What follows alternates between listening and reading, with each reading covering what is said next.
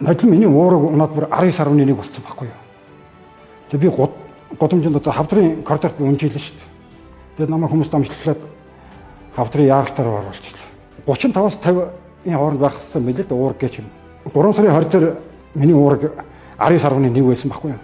6 сар хүртэл би тэр чинь уураг ингээд боломж олдсон дээр л хийлгээд яваад байгаа байхгүй юу. Альбомын заавал нэг 10-аад хийх гэсэн. Тэгэхэд миний 25-аас тийш явахгүйсэн.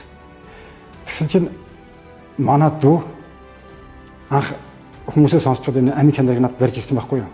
Гэтэл яг нэгийг нь уугаад дуусаад энэ тэгээд өргөөжтэй мөгдийг үзийгээ шинжилгээ очоод өгөхөд 33 болсон. Хоёр дахь уугаад цэнхрийг хоёр дахь уугаад яхад одоо 41 болсон. Одоо тэрнээс хойш одоо минийх 41. Би өнөөдөр 6 дахь задлж ихнийхээ уучаад наашаа гарсан. Би энэний бол өөр одоо юу гэх юм бэ? Үнийг хэрэгжил болсон гэх юм. Хүчтнүүдэд бол нэлээд сайн хэрэгэлсэн. Үр дүн маш сайн байсан.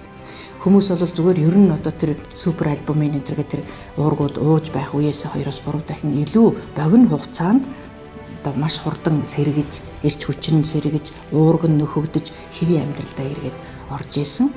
Баг багаар Аршан болтугай. Баг Аршант компани бүтээгдэхүүн.